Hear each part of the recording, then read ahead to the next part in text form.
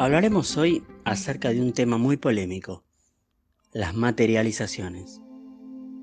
¿Qué es una materialización? Es una entidad que se manifiesta generalmente apoyada en la fuerza de un médium. Dentro del espiritismo son bastante frecuentes las materializaciones, además de otros fenómenos como la psicografía, sentarse delante de hojas en blanco y en un estado de trance. La persona que actúa como medium escribe mensajes de entidades espirituales. Mi maestro Cándido conoció a un famoso medium en Interlagos, Brasil, y le preguntó cómo era posible que se comunicara con espíritus. Y su respuesta fue que acá, en Argentina, nosotros éramos muy intelectuales, que del espiritualismo habíamos hecho una cuestión cerebral, y que si no había una obra de bien, a las entidades no les interesaba dar demostraciones. ¿Qué significa una obra de bien? Ellos tenían un hospital en Interlagos. Entonces, la base de sus reuniones era la obra de aliviar el sufrimiento de la gente en el hospital, y no las experiencias relacionadas con las materializaciones. Para aquellos que quieran conocer un poco acerca del espiritismo, les recomiendo la película de Allan Kardec por Netflix, o también ver las películas del medium Chico Javier por YouTube. Es decir, que las materializaciones o cualquier otro fenómeno paranormal no sirven de nada si no tienen como objetivo una obra de bien. Ya ahondaré más al respecto.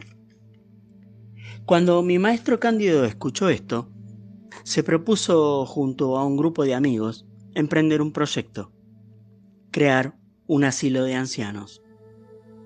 Compraron 7 hectáreas en Cañuelas y pusieron en marcha el proyecto, apuntando a que las personas ancianas no sean relegadas a morir poco a poco, sino viviendo con dignidad el tiempo que les queda, con buen trato, contención y amor.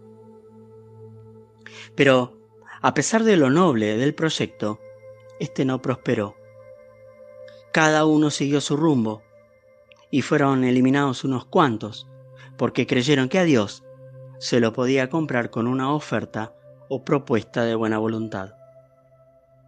Mi maestro decía que en realidad a veces creía que Dios no necesita nada de nosotros, solo nos da la oportunidad de hacer y comportarnos para que nos realicemos. Mi maestro Cándido siguió su camino, pero no se separó de la vida. El resto de sus amigos se juntaron y se siguieron agrediendo unos a otros. Es decir, ni la obra justificaba sus procedimientos. Había algo más importante en realidad que hacer obras, que es actuar con conciencia. Estos amigos estuvieron 30 años en el espiritualismo y murieron solos. Esto a mi maestro Cándido lo llevó a la comprensión de que las obras tienen un valor por sí mismas, pero para quien las realiza, las cosas que realizamos no tienen ningún valor con relación a los demás. ¿Qué quiso decir con esto? Que por encima de todo tenemos que ser auténticos. Auténticos hasta en el saludo que le hagamos a otra persona. Porque nada de lo que hacemos se pierde, ya sea para bien o para mal. Todos podemos estar equivocados. Todos podemos cometer errores. Pero no falseemos nuestra realidad. Porque desde el mismo momento que lo hagamos, estaremos comprometiendo nuestro destino cósmico. Todos tenemos la mala costumbre de juzgar a los demás. Hagan bien o hagan mal, no importa. Siempre esa voz en nuestra cabeza juzga y critica, defendiéndose, como si el otro fuera un enemigo que quiere destruirnos. No debemos juzgar, debemos ayudar. No debemos tomar los actos de los demás como agresiones hacia nosotros, sino absorberlas y transmutarlas en ayuda. ¿Cómo podemos juzgar a alguien que no tiene la capacidad de comprender? Si lo hacemos, nos estaremos tomando las atribuciones de un Dios inflexible, que por códigos inflexibles sentencia y juzga. La historia del libro Mundos Desconocidos, donde mi maestro cuenta sus experiencias en otros mundos de otras creaciones, comenzó a gestarse, por así decirlo, con la muerte de un familiar muy cercano, su hermano, quien después de agonizar varios días en el hospital, fallece como consecuencia de sus quemaduras. Cándido le vivía recriminando cosas en relación a su manera de vivir, de comportarse, ubicándose en el papel de juez, en vez de haberlo acompañado en su inmensa soledad que seguramente sentía. 3 días después de su muerte, el 22 de marzo de 1965, comienzan las visiones, los transportes a otros mundos, en otras creaciones. Y lo ve a él, a su hermano, recuperándose de sus quemaduras en un hospital. Es decir, en las creaciones, los finales de las historias son diferentes. Esa es la ley del equilibrio. Así como existe la polaridad en el mundo, según he explicado en programas anteriores, luz, oscuridad, amor, odio, etc., en los destinos sucede lo mismo. Por eso no debemos juzgar, porque las personas pueden actuar mal por deficiencias en una pobre educación espiritual. Y Dios perdona el mal. Lo que no perdona es la hipocresía. Esto es, presentarse con una faz de bueno y no tenerla. Mejor presentarse como malo. El bien no es un aprendizaje, una imposición de un código que le imponen a uno. Es una realización interior. Y esto es insobornable. No se puede disfrazar. No somos buenos por las cosas que sabemos, leyes fraternales, códigos de convivencia o normas de moral. Somos buenos si sentimos bien y punto. Cándido nos decía que debemos encontrarnos en la obra. Y esto no es encontrarse con el conocimiento de una doctrina o de alguna religión. Es encontrarse con su verdad auténtica, con la pobreza y miseria de lo que uno es. Y eso no es malo, es bueno, porque nos obliga a ser justos, auténticos y sobre todo compasivos.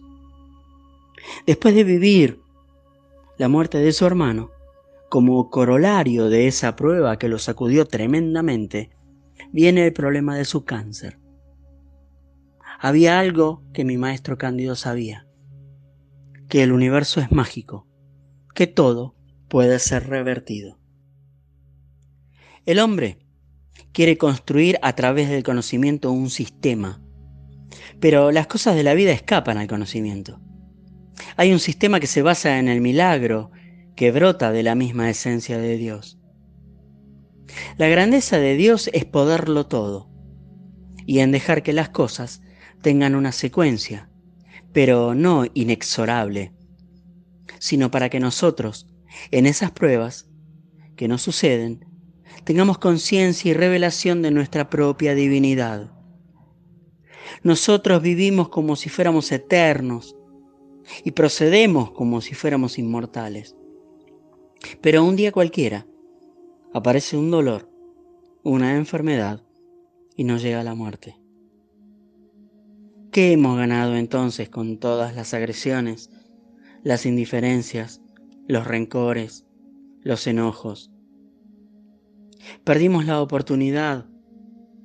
Después nos darán otra, pero ya no va a ser lo mismo. Ya no se puede agarrar tan fácilmente. Ninguno de nosotros sabe lo que puede alcanzar en una sola vida. No lo sabemos, pero depende de nosotros. Mi maestro Cándido decía que el infierno no es otro que la ausencia de la cercanía de Dios. No se le puede explicar a nadie el deleite enorme que se tiene acercarse a la luz. ¿Por qué? Porque si no experimentás, no sabés. El problema de muchas personas es que están en el infierno y no saben que lo están. Pero constantemente está el mundo espiritual, del cual muchos hablan pero pocos creen, que te ofrece constancias y pruebas. Él no nos va a deslumbrar. El mundo espiritual no nos va a dar grandes apariciones, fenómenos paranormales y milagros a cada rato. Pero están a nuestro lado siempre, dándonos una mano de ayuda si la merecemos. Yo cuento, al igual que lo hizo mi maestro, todas estas cosas para que algún día lo que ha entrado como un conocimiento sea enriquecido por la presencia del mundo espiritual. Presencia que se puede manifestar no solamente en hechos milagrosos, sino también en esclarecimientos, en ayuda y contención, en intuiciones, en hechos que no solamente pertenezcan a nuestra propia vida. Las verdades espirituales que entran por la vía del conocimiento deben ingresar finalmente por vía de los sentimientos. Todo a nuestro alrededor está diciendo que Dios existe. ¿Por qué la incapacidad entonces de verlo? Porque el hombre se ha erigido en el punto central, ha puesto su inteligencia como herramienta para demostrar que Dios no existe ni necesita existir. El hombre se vale a sí mismo y puede realizar su destino independientemente de la creación. Es como que el hombre crea un robot y el robot dice: ¿para qué quiero a mis constructores? Mis constructores no existen. Si estoy yo, puedo hacer tal o cual cosa. El hombre es como el robot. Ha olvidado a su creador. Nos creemos hacedores de la verdad. Mi maestro Cándido tenía un amigo medium llamado Cosme, que realizaba materializaciones increíbles. Pero él usaba las fuerzas negativas para hacerlas. Cualquier fenomenología de cualquier naturaleza debe investigarse su procedencia, quién las hace, por qué las hace, qué motivaciones tiene. Porque las fuerzas blancas actúan en contadísimas ocasiones produciendo fenomenología.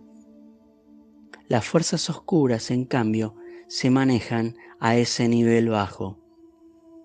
Este medium llamado Cosme siguió así, vehiculizando fuerzas oscuras, hasta que lo abandonaron los amigos, perdió el empleo y fue a morir a un hospital acompañado solo por 2 personas.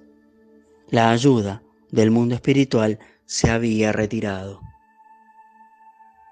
Y esto no es un caso aislado. El más grande medium de la historia, Daniel Douglas Home, se contagia de tuberculosis, muere su hijo y queda solo, vagando los últimos años de su vida.